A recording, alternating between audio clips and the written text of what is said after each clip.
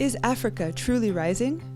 The 2014 Africa Prosperity Report addresses the question by providing a broad overview of the performance of African nations. Tony Elumelu, chairman of Hares Holdings and founder of the Tony Elumelu Foundation, endorses the report, saying that national prosperity goes beyond quantitative measures like economic growth. We welcome the introduction of the Prosperity Index as a measure of human progress and the real wealth of nations. The report ranks 38 African countries. Botswana tops the rankings, while the Central African Republic is ranked lowest. Countries in Central Africa tend to rank at the bottom. Western and Eastern African countries, on the other hand, tend to rank in the middle, with Nigeria, for example, coming in 27th, and Kenya, 13th. Rwanda has improved the most year on year in terms of prosperity. The country has risen 5 places since 2012 and is now ranked 8th.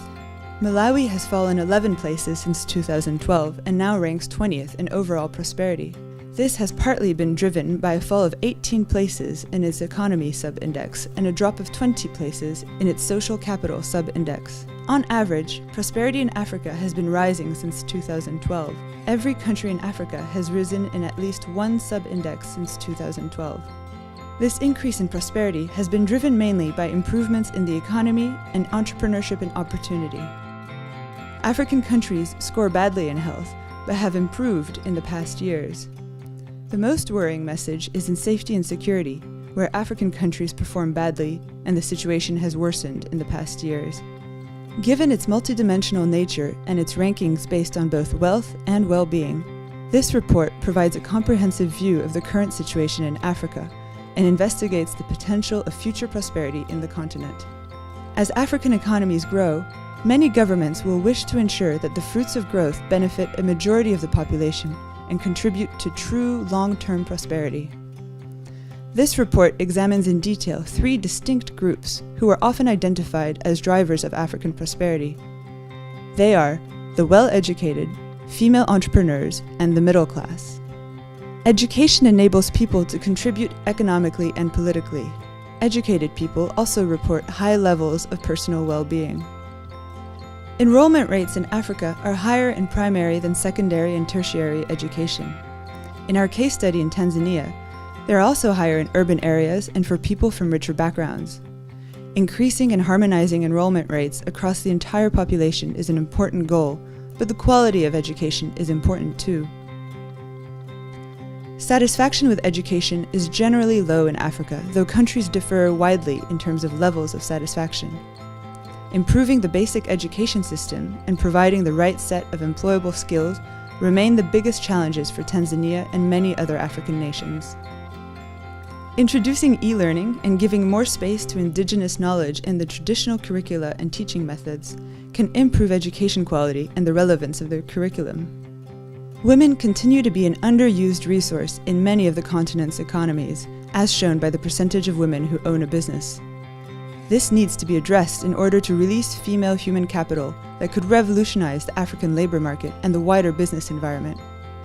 As women tend to invest more in their families and communities, such a shift would also lead to poverty reduction, increased prosperity, and well-being. Women in Africa often lack access to finance, social networks, and property rights. They also receive little government support for childcare. These factors influence a woman's ability to start a business. Some governments, however, have taken steps to promote gender equality. Rwanda offers a best practice example. The inclusion of women in governance has helped to enact many reforms to improve the business environment, which ultimately have benefited women entrepreneurs. For example, women hold 64% of parliamentary seats. Egypt is a less promising case. Indeed, the country's business environment has worsened in the aftermath of the Arab Spring. The gender gap in business ownership increased by 11% since 2010, and the female perception of corruption in business has increased by 12%. Today, about 1/3 of Africans have per capita daily consumption expenditure levels of between $2 and $20 in purchasing power parity terms. This qualifies them as middle class, according to the African Development Bank.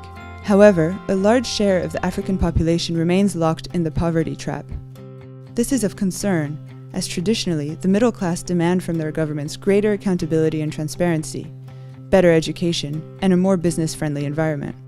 The report shows that the middle class enjoys better education, better houses, better access to media, and more stable jobs. It also has well-defined consumption patterns. Moreover, the middle class is generally more satisfied with their living standards, freedom of choice, and education. It has more confidence in the government and a more optimistic view of the job and business environment. Retail and fast food chains are scrambling for African consumers. This is especially true of Nigeria, one of our case studies, where citizens are also engaged socially and politically. Supporting and promoting better educated people, female entrepreneurship, and a stable and rising middle class is a way of empowering women, the young, and the poor. Unlocking this great human capital potential will lead to more prosperous countries where the majority of the population benefits from Africa's economic growth.